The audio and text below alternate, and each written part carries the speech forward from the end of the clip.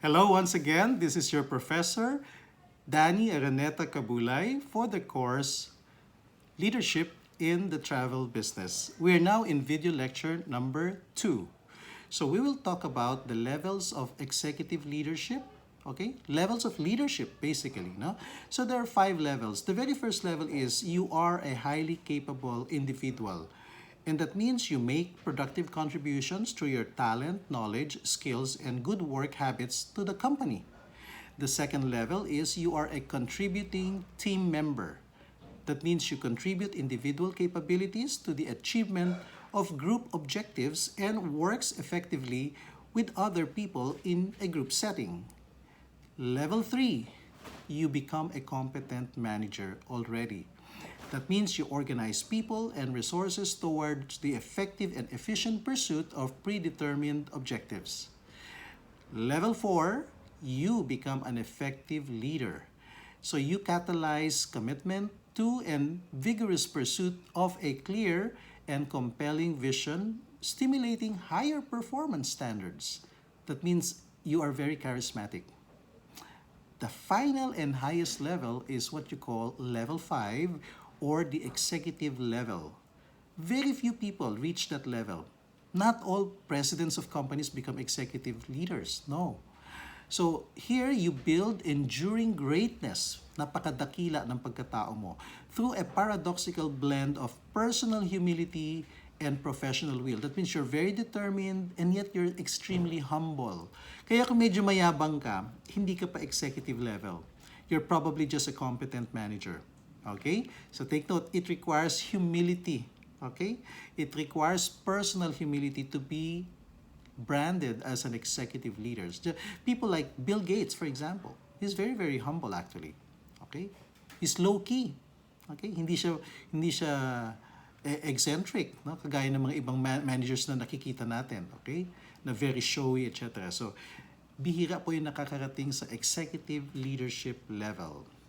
So you see, from being an ordinary manager to becoming an executive leader requires transformation. So what does the word transformation mean? So you become a transformational leader. It's the process of undergoing a significant change. It's an evolution in substance or form. You convert a person from one state of mind to another, and you redefine one's purpose. Why do you exist? Okay? Now, characteristics of an executive leader: he inspires and motivates the team. He challenges the status quo. Hindi pwede na yan. So, kailangan talaga pwede na. Or, can we do it better? He develops a game plan with strategic gains. He manages and thrives in adversity and diversity. He molds, coaches, and empowers new leaders. He understands and shapes organizational culture and climate. We'll talk about that later. Now, what are the key objectives of executive leadership? Well, you establish long-range goals and a sustainable roadmap. Then you encourage collaboration to realize the deliverables, what is expected of you. And then you manage and create opportunities for change, not just for yourself, but for your people, for everybody, for the whole company. You create opportunities for change, growth, and development of the organization and the entire team. Okay? Now, there are 4 elements of executive leadership. First, intelligence. That means every person is intelligent, but if you're an executive leader, you have multiple intelligences. Maraming klase ng intelligence. Okay? So, in a way, a person is intelligent in terms of numbers, in terms of communication skills, interacting with people, understanding oneself, musical intelligence, yes, physical intelligence. So, maraming klase ng intelligence. As per Howard Gardner, okay, he's a philosopher in education. Second, an executive leader has significant influence. So he can make things happen. He can mobilize people. He can inspire people to do good things. Okay, if you inspire people to do bad things para manira ng kapwa or magpakalat ng fake news, that's not influence at all. That is manipulation. Okay? So, influence is used in a positive way. Okay? Initiative. You are the driver of the bus. You are not a passenger. So you take the initiative, you're driven, you start to provide direction to the whole team. Okay? You initiate. Okay? Finally, the helicopter factor. What do we mean by the helicopter factor? How does a helicopter ascend from the ground? You see, when you turn on the engine of a helicopter, after 10 seconds, you have lifted the helicopter already from the ground. After 1 minute, you can see a few trees already from above. After 5 minutes, you get to see the entire jungle, the entire forest, because you're way up there already and you can see the bigger picture.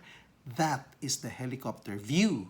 That is the helicopter factor. Therefore, the helicopter factor is a figure of speech that pertains to how a leader sees the macro view of a problem. So he sees the big picture all the time. So when he makes decisions, when he creates his plans, he always looks at the big picture all the time.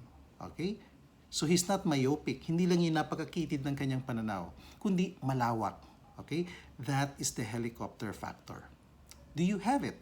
So remember, an executive leader possesses intelligence, influence, significant influence, positive, initiative, and the helicopter factor.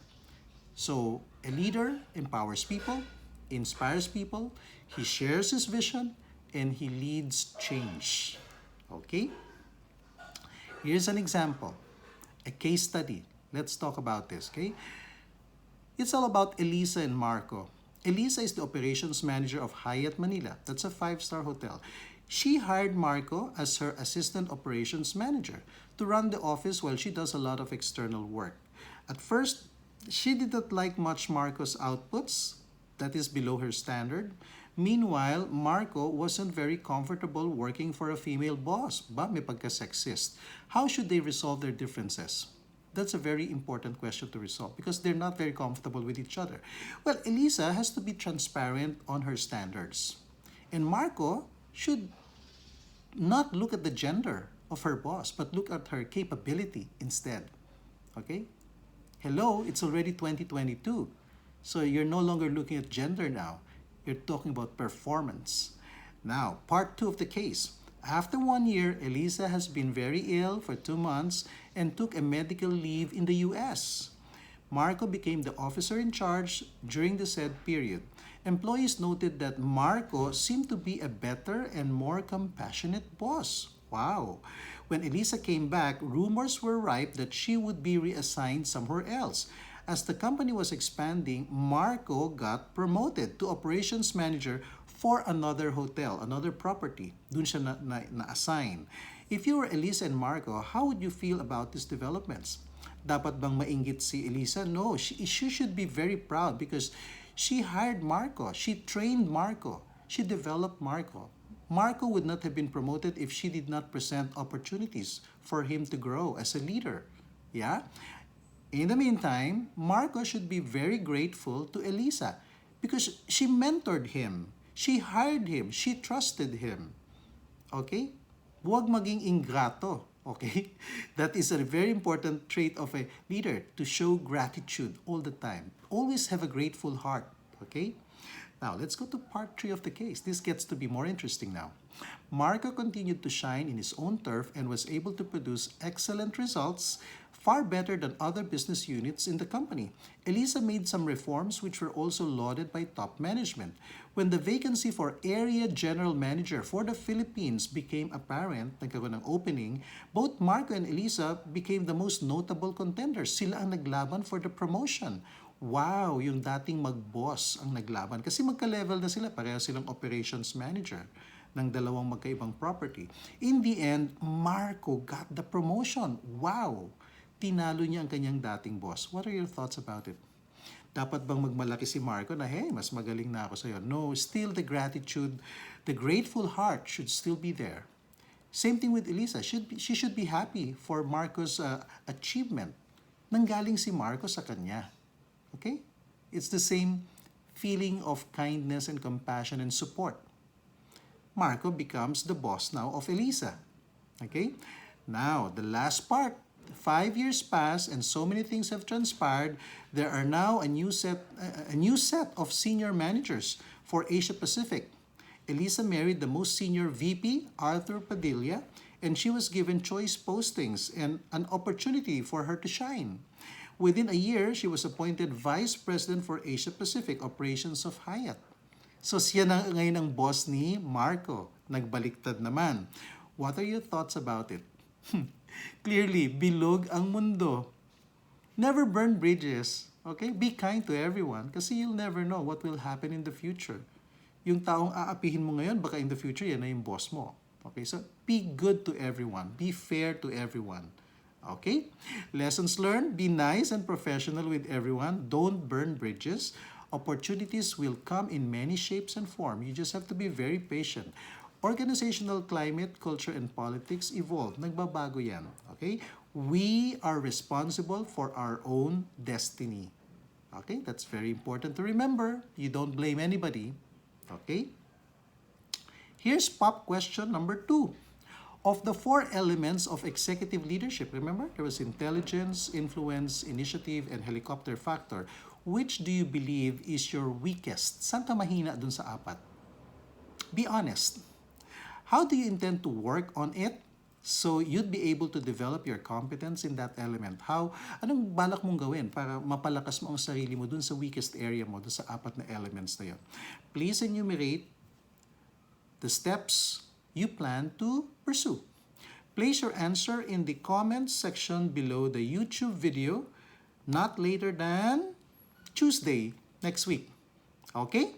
That's pop question number 2.